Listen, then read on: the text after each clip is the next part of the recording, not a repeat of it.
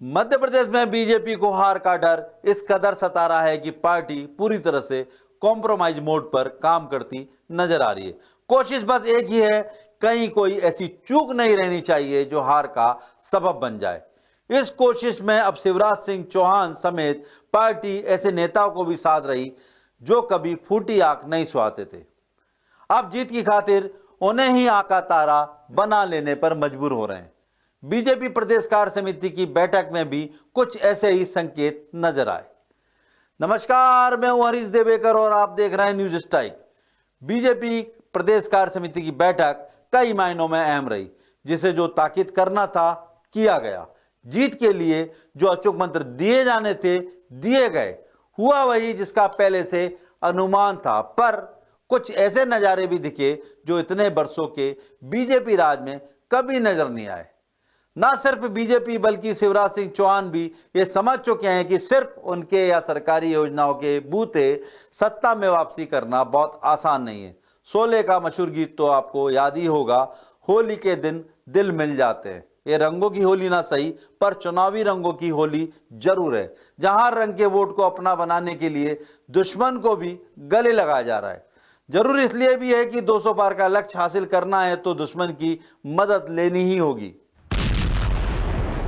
BJP की कार्य समिति की बैठक में मुख्यमंत्री शिवराज सिंह चौहान कभी गरजे तो कभी बैकफुट पर भी नजर आए। गरज दिखी कार्यकर्ताओं और क्षेत्रीय नेताओं पर, जिन्हें बार बार ये ताकीद कर दिया गया कि उनके पास हर नेता की रिपोर्ट है। एक बार नहीं, बार बार उन्होंने इस रिपोर्ट का जिक्र किया। हर नेता को ये याद दिलाया कि उनके सामने हर चेहरा बेपर्दा है। वो जानते हैं कि पिछले चुनाव में किसके सबोटाज के चलते पार्टी को हार का मुंह देखना पड़ा था। सभी नेताओं को पूरी निष्ठा के साथ चुनावी मैदान में उतरने के निर्देश दिए। इस बैठक में कुछ ऐसे नेताओं को भी शामिल करना मजबूरी बन गया जो पहले कभी कार्य समिति की बैठक में नजर नहीं आए, जिनके तीखे तेवरों के चलते सीएम खुद बैकफुट पर हैं और पार्टी का रवैया नर्म रहा। बैठक में बीजेपी ने नारा दिया, अब की बार 200 पार। इस लक्ष्य को पूरा करने सभी मंत्रियों, विधायकों और सांसदों को टारगेट दिए गए हैं। कार्य समिति की बैठक में प्रदेश प्रभारी मुरलीधर राव ने कहा, 200 दिन में 200 सीटें जीतने का लक्ष्य पूरा करना होगा। कार्य समिति के बड़े फैसले, संगठन ने 200 दिन की कार्य योजना बनाई है, जिसमें मंत्री, विधायक समेत सभी नेताओं का जाना अनिवार्य होगा। पदाधिकारी को दिए गए काम की ऑनलाइन उपस्थिति दर्ज होगी। लक्ष्य को पूरा करने पर ही मंत्री, विधायक और नेताओं का भविष्य तय होगा। पार्टी ने अगले 3 माह के कार्यक्रम की प्लानिंग बनाई है। 26 एवं 27 जनवरी को जिला बैठकें, 28 को मंडल कार्य समिति और शक्ति केंद्र की बैठक, 29 जनवरी को बूथ बैठक आयोजित होंगी। 5 फरवरी को संत रविदास जयंती के मौके पर पंचायत स्तर पर कार्यक्रम होंगे। 8 फरवरी को सागर में एक बड़ा कार्यक्रम आयोजित होगा। इन बैठकों के अलावा दीनदयाल जयंती, अंबेडकर जयंती और मोदी सरकार के 9 साल पूरे होने पर भी पार्टी प्रदेश भर में कार्यक्रम आयोजित करने वाली है। ये प्लानिंग हर तबके को जोड़ने की है, इसके साथ ही प्लानिंग उन तबकों को बचाने की भी है जो पार्टी से दूर जा रहे हैं या दूर किए जा सकते हैं। ऐसे तबकों को जोड़े रखने के लिए पार्टी को अब उन नेताओं की याद आ रही है जिन्हें हाशिए पर पटक दिया गया था। ऐसे ही एक मजबूरी का नाम है उमा भारती, जो कार्य समिति बैठक में नजर आई। ये बात अलग है कि वो 9 घंटे लंबी चली बैठक में नहीं रुकी और कान पकड़ते हुए निकल गई, पर उमा की मौजूदगी ये साफ करती है कि दुश्मनों से गिले शिकवे मिटाकर उनसे चुनावी दोस्ती की जा रही है, ताकि खास तबकों के वोट बचाए जा सकें। उमा भारती के अलावा कैलाश विजयवर्गीय का नाम भी इस फहरिस्त में शामिल किया जा सकता है। शराबबंदी को लेकर उमा भारती काफी समय से प्रदेश में एक्टिव हैं। उनकी कोशिश लगातार ये जाहिर करती रही कि वो प्रदेश की सत्ता में मुख्य धारा में वापसी के लिए बेताब हैं। हालांकि ये दांव उमा भारती के लिए कुछ खास कारगर साबित नहीं हुआ। बेहद चतुराई से शराबबंदी के मुद्दे को बीजेपी सरकार ने अपना बना लिया और उमा फिर हाशिए पर पहुंच गईं। ऐसे वक्त में उमा के लिए नई लाइफलाइन बनकर प्रीतम लोधी आए, जिनके निष्कासन के बाद लोधी समाज में बीजेपी के प्रति नाराजगी दिखाई दी। इस नाराजगी को कैश कराने में उमा का वायरल वीडियो काम कर गया, जिसमें वो लोधी समाज के एक फंक्शन में ये कहती सुनी गई कि वो उन्हें फोर्स नहीं करेंगी कि लोधी वोटर सिर्फ बीजेपी को ही वोट दें। जो आपका सम्मान करेगा जो आपका अपमान करेगा, इसका आपको ध्यान रखना है कि इसने आपका सम्मान रखा, इसने आपका अपमान रखा। मैं आऊंगी, मैं अपनी पार्टी के मंच पे आऊंगी, मैं लोगों का वोट मांगूंगी। मैं वोट में कभी नहीं कहती हूँ कि लोधियो तुम भाजपा को वोट करो, नहीं, मैं तो सबको कहती हूँ, तो मैं सबको कहती हूँ कि आप भाजपा को वोट करो, क्योंकि मैं तो अपनी पार्टी की निष्ठावान सिपाही हूँ। लेकिन मैं आपसे थोड़ी अपेक्षा करूंगी कि आप पार्टी के निष्ठावान सिपाही होंगे, नहीं, आपको अपने आसपास के हित देखना है, क्योंकि आप पार्टी के कार्यकर्ता अगर नहीं है और अगर आप पार्टी के वोटर नहीं है, तो आपको सारी चीजों को देख करके ही अपने बारे में फैसला करना है। उमा भारती का ये वीडियो बीजेपी की नींद उड़ाने के लिए काफी था। लोधी वोटर्स बुंदेलखंड की कई सीटों पर सीधा दखल रखते हैं। यही वजह है कि उस बेल्ट में लोधी प्रत्याशियों को ज्यादा टिकट भी मिलते हैं। उमा भारती उसी लोधी समाज का बड़ा चेहरा और बड़ी नेता हैं, जिनके कहने से वोटर भटक सकता है। शायद यही डर अब बीजेपी को उमा भारती को तवज्जो देने पर मजबूर कर रहा है। जहाँ तक उमा भारती का सवाल है, तो उमा भारती जो है खास करके पिछड़ा वर्ग और जो उनकी जाति लोधी जाति का प्रतिनिधित्व करती हैं, तो उनको मनाना ज़रूरी था, क्योंकि मध्य प्रदेश में लोधी वोट करीब 20 लाख के आसपास माना जाता है। तो वो ये वोट बीजेपी के लिए बहुत कीमती हैं।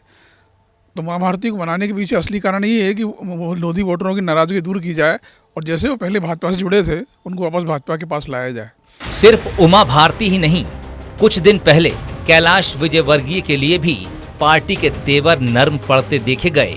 बरसों की नाराजगी भुलाकर पीएम मोदी उनके पारिवारिक समारोह में शरीक हुए और काफी देर रुके भी। चुनावी जानकार इसे भी मालवा में बनते बिगड़ते समीकरणों को साधने की नजर से देखते हैं।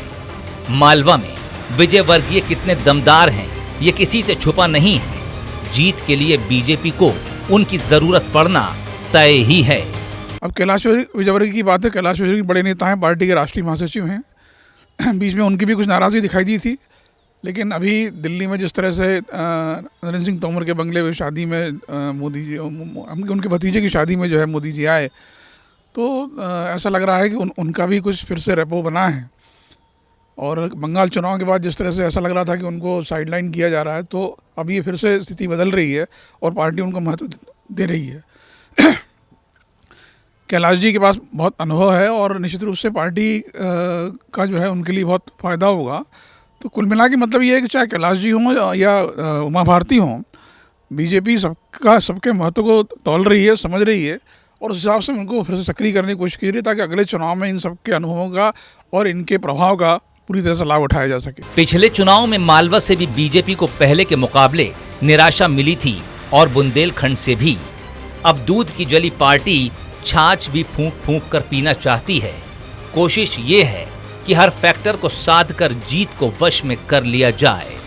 इसी से जुड़ा आज का हमारा सवाल है, 2023 चुनाव से पहले क्या उमा को मनाने में शिवराज सफल हो पाएंगे? आप अपने जवाब के लिए आपके पास 3 ऑप्शन हैं, हाँ, नहीं या फिर कह नहीं सकते। आप हमारे सोशल मीडिया अकाउंट यानी फेसबुक, यूट्यूब, इंस्टाग्राम और ट्विटर पर इसका जवाब दे सकते हैं। पिछली बार हमने आपसे पूछा था, मिशन 2023 में क्या कांग्रेस 170 सीटें जीतने का मिशन पूरा कर पाएगी? इस सवाल के जवाब में 73% ने कहा हाँ, 75% ने कहा नहीं, जबकि 2% ने कहा पता नहीं। बीजेपी कार्य समिति में उमा भारती की मौजूदगी हैरान करने वाली थी। उमा भारती आई जरूर पार्टी की मर्जी से थी, लेकिन वापसी उनकी अपनी मर्जी से हुई। ये फायरब्रांड नेता पहले ही सत्र के बाद बैठक छोड़कर निकल गई। उमा का ये तरीका क्या इशारा करता है? प्रदेश में बीजेपी की नींव मजबूत करने वाली उमा भारती भी सियासत की कच्ची खिलाड़ी नहीं है। वो जानती हैं कि उनकी पूछ परख किस वजह से हो रही है। लेकिन बैठक को बीच में ही छोड़कर अपने तौर तरीकों से क्या उमा यह जताने की कोशिश कर रही है कि वो आसानी से मानने वाली नहीं है? अगर ऐसा है तो अपनों को साधने के लिए अभी शिवराज सिंह चौहान और वी डी शर्मा को शायद और पापड़ बेलने पड़ेंगे। नमस्कार।